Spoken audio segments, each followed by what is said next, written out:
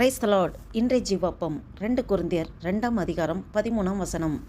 நான் என் சகோதரனாகிய தீத்துவை காணாததினாலே என் ஆவிக்கு அமைதல் இல்லாதிருந்தது. ஆதலால் நான் அவர்களிடத்தில் அனுப்புவித்து கொண்டு மக்கதோனியா நாட்டுக்கு புறப்பட்டு போனேன். ஆமேன், அல்லேலூயா. பாருங்கள், இந்த வசனத்தில் பவுலோட மனித தன்மையும் அவரது ஆழமான ஆவிக்குரிய அன்பையும் இந்த வசனத்தின் மூலம் வெளிப்படுத்துகிறது. உண்மையான தேவ சேவகர் எப்படி இருக்க வேண்டுமென்றால், மக்களுடைய நிலையை பற்றி அவர் கவலைப்படுவார். ஆத்துமாக்களுக்காக பாரம் சுமப்பார். உள்ளத்தில் வேதனை இருந்தாலும் தேவனுடைய பணியை அவர் நிறுத்த மாட்டார். இதன் மூலமாக நாம் தெரிந்து கொள்கிற ஆழமான கருத்து இந்த வசனத்தின் மூலம் அப்போஸ்தலனாகிய பவுல் மூலமாக ஆவியானவர் வெளிப்படுத்துகிறார். மக்களுடைய நிலையை பற்றி கவலைப்படுகிறவர். பாருங்கள், இந்த கொரிந்து திருச்சபை கொடுத்து அப்போஸ்தலனாகிய பவுலுக்கு ஒரு பாரம் இருந்தது, வேதனை இருந்தது. அதனால தான் இந்த 2வது நிருபத்தை இந்த கொரிந்து திருச்சபையில் உள்ள மக்களுக்காக தான் அவர் எழுதுகிறாரு. அவர் பாருங்கள், அந்த அவரோட ஆவிக்கு ஒரு அமைதல் இல்லாது இருந்தது. நான் என் சகோதரனாகிய தீத்துவை காணாததினாலே என் ஆவிக்கு அமைதல் இல்லாது இருந்தது.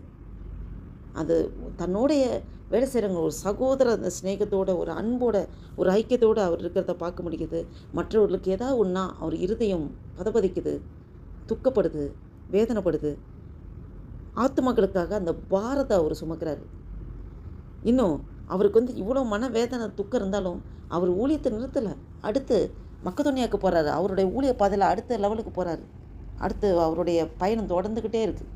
இதை கேட்டுக்கொண்டிருக்கிற என் அன்பு தேவ பிள்ளைகளே, மக்களுடைய மனநிலையை குறித்து கவலைப்படுகிறதாக பவுல் இருந்தார். நம்மளும் கூட நாம் மற்றவர்களுக்கு நமக்கு என்று எப்பொழுதும் நம்மளை குறித்தே சிந்திக்காமல் பிறருக்காக நாம் சிந்திக்கணும். பிறருக்கு நாம் எந்த அளவுக்கு பிரயோஜனமாக இருக்கிறோம், பிறருடைய பாரத்தை நாம் சுமக்கிறோமா, கிறிஸ்துவின் பிரமாணத்தை, அதாவது ஒருத்தருக்கொருத்தர் அந்த அந்த பாரத்தை ஒரு பாரத்தை ஒரு சுமந்து இப்படியாக கிறிஸ்துவின் பிரமாணத்தை நிறைவேற்றுங்கள் என்று வேதம் சொல்கிறது. அதன்படி நாம் செய்கிறோமா? நம்மளை நாமே ஆராய்ந்து பார்க்க வேண்டும். ஆத்துமக்களுக்காக பாரம், எத்தனையோ ஆத்துமக்கள் அழிந்து கொண்டிருக்கிறது. தேசத்துக்காக நாம் திறப்பில் நிற்க வேண்டும். அழிந்து கொண்டிருக்க ஆத்துமக்களுக்காக நாம் எந்த விதத்திலேயாவது ஆண்டோட ஊழியத்தை செய்வதற்கு நாம் அர்ப்பணிக்க வேண்டும், முயற்சி பண்ண வேண்டும். தேவன் நம் ஒவ்வொருவரையும் ஒவ்வொரு நோக்கத்துக்காக உண்டாக்கியிருக்கிறார். அவருடைய சித்தம் நம்முடைய வாழ்க்கை நிறைவேற வேண்டும். நம்மளுடைய ஜெபம் எப்படியாக இருக்க வேண்டும் என்றால், ஆண்டவரே, இந்த பூமியில் என்னை உருவாக்கினதுக்கு ஒரு நோக்கம் உண்டு, ஒரு முகாந்திரம் உண்டு. என்னை கொண்டு நீ என்ன செய்ய சித்தம் தீர்மானம் வைத்திருக்கிறோ, உங்களுடைய சித்தத்தைப்படி நீங்கள் நடத்துங்கப்பா, என்னை முழுவதுமாக அதுக்கு அர்ப்பணிக்கிறேன் என்று சொல்லி எந்த அர்ப்பணிப்பின் ஜெபமாக இருக்க வேண்டும்.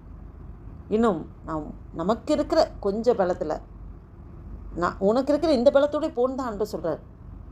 அப்போ நமக்கு கொஞ்சம் பலன் இருந்தாலும் ஆண்டவருக்காக நாம் அதை பயன்படுத்துகிறோமா? ஊழியத்துக்கு நம்மளை ஒப்பு கொடுத்துருக்கிறோமா? நம்மளை நாமே ஆராய்ந்து பார்ப்போம். நம்மளோட கூட ஒர்க் பண்ணுற ஒரு சக ஊழியர் சகோதரன் தீத்து இல்லாதனால அவர் ஆவியில் அமைதல் இல்லாது இருந்தது என்று வாசித்தோம். அப்போ மற்றவர்களுக்கு ஏதாவது ஒன்றா நம்மளுடைய கஷ்டம், அது நம்மளுடைய பாரமாக நினைக்கணும், நம்மளுடைய துக்கமாக நினைக்கணும். அவருடைய ஆவியில் அமைதல் இல்லாது இருந்தது, இளைப்பாராத ஒரு ஆவி. ஆமென். நமக்குள்ள இந்த ஆவிக்குள்ள ஒரு வேகம் இருக்க வேண்டும். ஏதாவது ஆண்டவருக்காக நாம் எந்த அளவுக்கு ஓடணுமோ அந்த அளவுக்கு ஓடுவதற்கு நம்மளுடைய ஆவியில் ஒரு உத்வேகம் இருக்க வேண்டும். இளைப்பாராத ஒரு ஆவி. போதும், ஆண்டவருக்காக உள்ளதான் செஞ்சேன் போதும், இதில் திருப்தி அடைஞ்சிடக்கூடாது. ஊழியத்தின் பாதையில் ஒருபோதும் நாம் திருப்தி அடைந்து இருந்து விடக்கூடாது.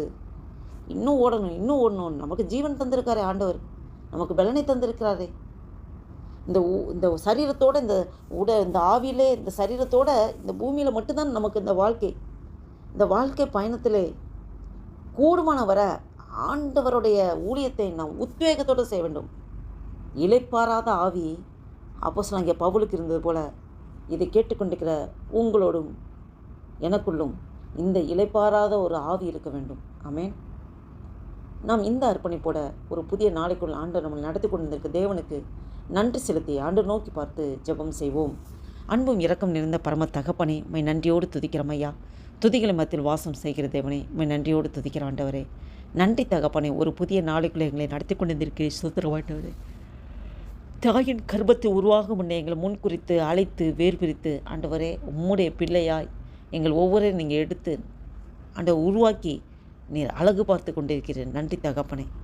எங்களை கொண்டு நீர் என்ன செய்ய சித்தம் தீர்மானம் வைத்திருக்கிறோம், உம்முடைய சித்தத்தைப்படி நடத்துங்கப்பா.